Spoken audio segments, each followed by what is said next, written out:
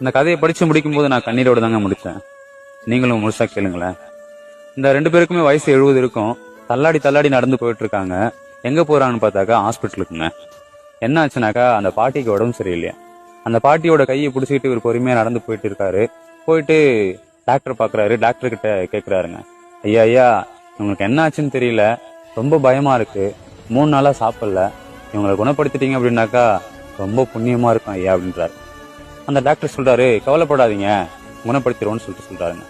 அதுக்கப்புறம் கூட்டு போய் செக் பண்றாங்க. அவங்களுக்கு சுகரு, கொலஸ்ட்ரால், பிபி எதுவுமே இல்லைங்க, நார்மலா இருக்கிறாங்க.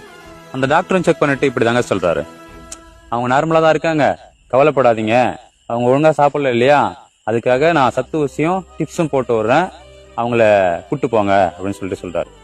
உடனே அந்த பாட்டி, ஐயா அப்பனா அவருக்கும் ஒரு பாட்டில் போட்டு விடுங்க அப்படின்னு சொல்லி கேட்கறாங்க. ஏன் அவருக்கும் உடம்பு சரியில்லையா? இல்ல ஐயா, நான் 3 நாளா சாப்பிடல இல்லையா, அதனால அந்த கிழவனும் 3 நாளா சாப்பிடல, அதுதான் சொல்றேன் அப்படின்னு சொல்ல டாக்டருக்கு ஒரு மாதிரி ஆயிடுச்சுங்க. கொஞ்ச நேரம் அந்த தாத்தாவை பார்த்துட்டு, ஏன் இப்படி பண்றீங்கன்னு சொல்லி கேட்க அந்த தாத்தா சொல்றாரு, அவங்க இல்லாட்டி நான் என்னங்க பண்ண போறேன் அப்படின்னு சொல்றாருங்க. இந்த காதல் எந்த வயசுமே விட்டு வைக்க மாட்டதில்ல.